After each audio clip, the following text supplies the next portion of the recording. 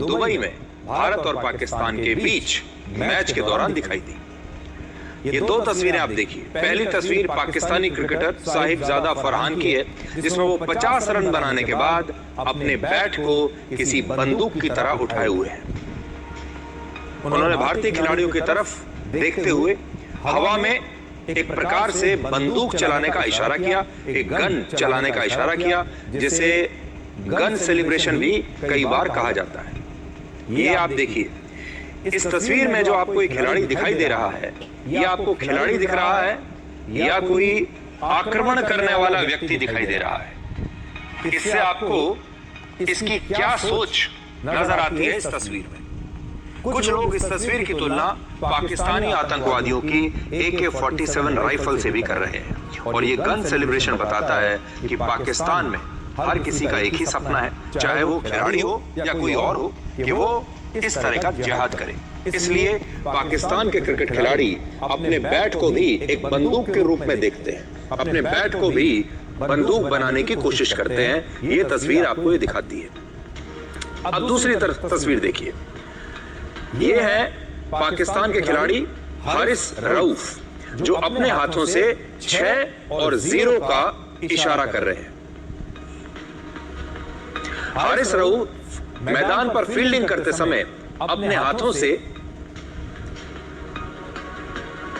हवाई जहाज को आसमान से गिराने के इशारे कर रहे थे, और हारिस रऊफ के इस आपत्तिजनक इशारे को ऑपरेशन सिंदूर से जोड़कर देखा गया, जिसमें पाकिस्तान ने एक दावा किया था कि उसने भारत के 6 लड़ाकू विमानों को मार गिराया था, लेकिन आज तक इसका कोई सबूत पाकिस्तान नहीं दे पाया।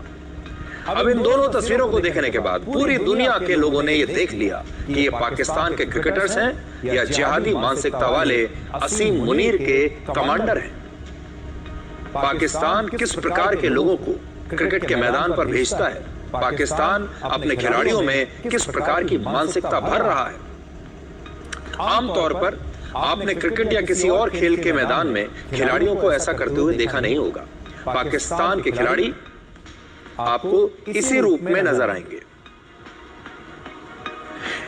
इसकी एक और वजह है, एशिया कप में भारत ने पाकिस्तान को लगातार दूसरे मैच में हराया है, और इस मैच में हुए विवादों के बाद यह कहा जा रहा है कि पाकिस्तानी खिलाड़ी क्रिकेट में जिहादी मानसिकता को लेकर आए हैं। पाकिस्तानी खिलाड़ियों में पिछले कुछ समय से आतंकवादी प्रतीकों और मजहब पर बहुत ज्यादा जोर दिया जाता है। कहा जाता है कि जब पाकिस्तानी खिलाड़ी दबाव में या हार के बहुत करीब होते हैं, तब वो इस प्रकार के इशारे करते हैं। क्रिकेट को हमेशा से जेंटलमैन्स गेम कहा जाता था, जिसमें शालीनता होती है, लेकिन पाकिस्तान के खिलाड़ी अब खेल के मैदान में भी एक जिहादी सोच लेकर आ गए हैं। आपको याद होगा 14 सितंबर को भारत और पाकिस्तान के बीच जो पिछला मैच हुआ था, उसमें भारत के कप्तान सूर्य कुमार यादव ने भारत की जीत को पहलगाम आतंकी हमले के पीड़ितों और भारतीय सेना को समर्पित किया था, और उसके बाद पाकिस्तानी खिलाड़ी ने गन सेलिब्रेशन करके पहलगाम हमले के पीड़ितों का कल मजाक उड़ाने की एक प्रकार से कोशिश की है। अब इस मैच के बीच पहला मैच तो आपने देख लिया, दूसरे मैच में भी सूर्य कुमार यादव ने टॉस के बाद पाकिस्तान के कप्तान से हाथ नहीं मिलाया, और जब मैच खत्म हुआ तब भी भारतीय खिलाड़ियों ने पाकिस्तान के खिलाड़ियों के साथ हाथ नहीं मिलाया। इससे पहले आपको याद होगा पिछले मैच में भी भारत के खिलाड़ियों ने ऐसे ही पाकिस्तान से दूरी बनाकर रखी थी। भारतीय खिलाड़ियों ने पिछले मैच की तरह इस बार भी पाकिस्तान को मैदान में करारा जवाब दिया, और जब ये मैच चल रहा था तो मैच शुरू होने के थोड़ी देर के बाद ही पाकिस्तानी खिलाड़ियों ने स्लेजिंग करनी शुरू कर दी थी।